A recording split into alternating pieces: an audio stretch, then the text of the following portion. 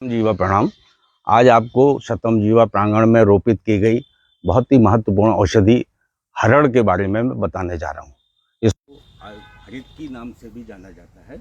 इसके अलावा ये औषधि जो है तमाम स्थान भेद से उत्पन्न होने के कारण इसको भिन्न भिन्न नाम भी इसके रखे गए हैं, जिसमें इसको जो है हम विजया, रोहिणी, पूतना, अभया, अमृता, जीवंती, चित्की आदि ये 7 प्रकार की औषधि नामांकरण की गई है विभिन्न स्थानों के उत्पन्न होने के हिसाब से।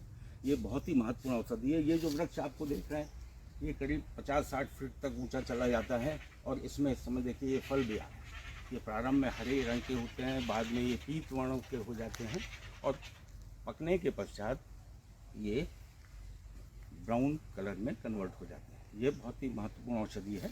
इसमें मधुर, अम्ल, कटु, तिक्त, कषाय रस प्रधान होते हैं और ये वातहर, कासहर, अनुलोमक और शरीर के लिए बहुत ही उपयोगी औषधि है, जिसके प्रयोग से ये हमारे जो पेट से संबंधित होने वाले जो भी रोग हैं, विशेष करके कब्ज है, उदर रोग में होने वाला यकृत प्लीहा रोग है या अन्य भी किसी भी प्रकार के उदर से संबंधित व्याधियों में ये विशेष कार्यकारी औषधि है।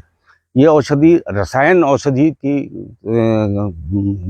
उसमें रसायन औषधि भी इसको माना गया है और इस औषधि के बारे में ये भी बताया जाता है कि अगर इस औषधि को ऋतु के अनुसार, हमारे आचार्यों ने ये वर्णित किया है कि इसको जिस तरह से वर्षा, शरद, हेमंत, शिशिर, बसंत, ग्रीष्म ये 6 ऋतुएं होती हैं और इन ऋतुओं में अनुपान भेद से, यानी वर्षा ऋतु में सेंधा नमक के साथ इस फल के चूर्ण को और ऋतु में शक्कर के साथ, हेमंत ऋतु में इसको जो है सूंठी के साथ, शिशिर ऋतु में पिपली चूर्ण के साथ एवं बसंत ऋतु में मधु के साथ तथा ग्रीष्म ऋतु में गुड़ के साथ सेवन करने से ये रसायन कर्म की तरह कर्म करती है। रसायन मतलब यज्जरा आदि विध्वंसी वैसा स्तंभकम तथा चक्षुष्यम विहरण विषम भेषजम तद रसायन। यानी यह औषधि इतनी महत्वपूर्ण है कि ये शरीर में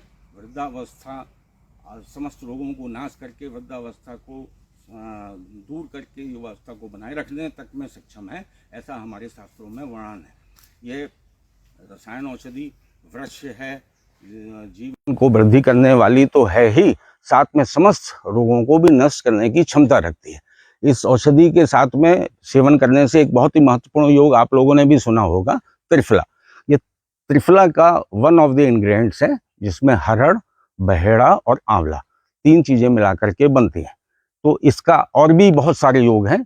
इसको चूर्ण के रूप में भी लेते हैं, इसके अरिष्ट के रूप में भी, आसव के रूप में। तो इसका अभयारिष्ट एक बहुत ही कॉमन है, जो कब्ज या उदर रोग से संबंधित बीमारियों में हम इसको देते हैं।